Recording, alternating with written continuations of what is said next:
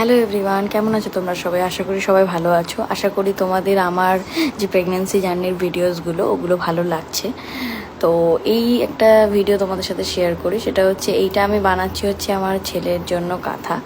আমার সোনা পাপার প্রথম দিক থেকেই একটু কাঁথার প্রয়োজন ছিল, সব বাচ্চাদেরই হয় মোটামুটি।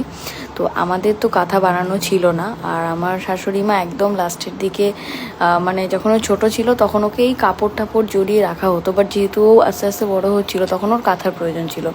তো ঠাম্মি দুটো তিনটে কাঁথা বানিয়ে দিয়েছিল। সবারই একটা মানে আমার ওর ঠাম্মির একটু হাতে ব্যথা, তো হাতে সব সময় তো বানিয়ে দিতে পারেনি, তো তাও মোটামুটি 4-5টা বানিয়ে দিয়েছিল। তো এবার কী হয়েছে, একটু বড় হতে হতে কাঁথাগুলো ছোট হয়ে গেছে। তো আমি ভেবেছিলাম যে না, এবার আমি একটু কাঁথা বানাবো, কারণ আমার মায়েরও শরীর খারাপ, আমার মাও পারবে না বানাতে। তো আমি মোটামুটি বসে বসে টুকটুক করে আমি ও বাড়িও গেছিলাম, মানে আমার বাপের বাড়ি গেছিলাম যখন, তখন আমার মা শিখিয়ে দিয়েছিল যে এরমভাবে কাঁথা বানাতে হয়, এরমভাবে তুই কাঁথা বানাবি আমার। তো তখন এরকমভাবে শিখে আস্তে আস্তে করে আমার সোনা পাপার জন্য কটা কাঁথা আমি বানিয়েছি। তো তোমাদেরও নিশ্চয়ই যাদের নিউবর্ন, যারা বেবি হয়েছে যাদের, তাদেরও নিশ্চয়ই কাঁথার প্রয়োজন হয়।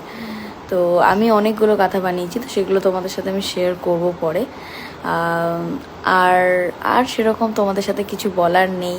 পুচকুর সাথে প্রচুর ভিডিও আমি তোমাদেরকে ফেসবুকে মানে আপলোড করব খুব তাড়াতাড়ি। ততক্ষণ অবধি তোমরা দেখতে থাকো ভিডিওস, আর আমাদেরকে ভালোবাসা দিও, আমার ছোট্ট সোনাকেও ভালোবাসা দিও, ও যেন সুস্থ স্বাভাবিক থাকে।